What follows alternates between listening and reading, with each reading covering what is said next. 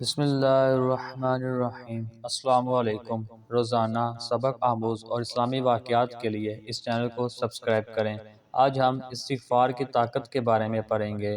آپ سے گزارش ہے کہ آپ اس ویڈیو کو اینڈ تک لازمی دیکھیں۔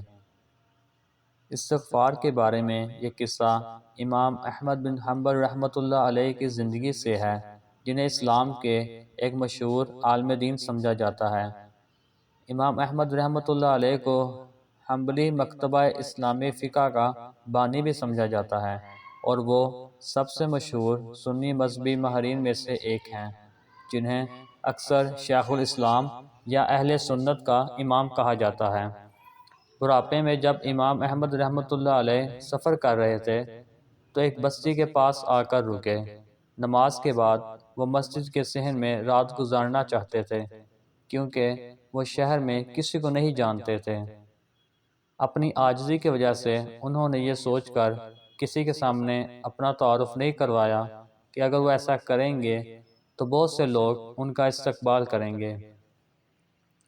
امام احمد رحمۃ اللہ علیہ کو پہچاننے میں ناکامی پر مسجد کے نگران نے انہیں مسجد میں رہنے سے انکار کر دیا، چونکہ امام احمد رحمۃ اللہ علیہ کافی برے ہو چکے تھے۔ نگران کو انہیں گھسیٹ کر مسجد سے باہر لانا پڑا۔ یہ دیکھ کر قریب کے ایک تندور والے نے امام احمد پر ترس آیا اور انہیں رات کے لیے میزبانی کی پیشکش کی۔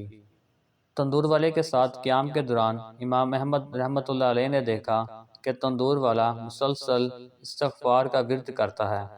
امام احمد نے تندور والے سے پوچھا کہ کیا استغفار کہنے کی مسلسل مشق اس پر کوئی اثر کرتی ہے؟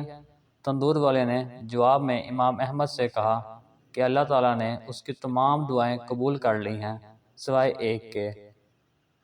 جب انہوں نے اس سے پوچھا کہ وہ کون سی دعا ہے جو قبول نہیں ہوئی، تو تندور والے نے جواب دیا کہ وہ اللہ تعالیٰ سے دعا مانگ رہا تھا کہ وہ اسے مشہور عالم امام احمد رحمۃ اللہ علیہ سے ملنے کی سعادت عطا فرمائیں۔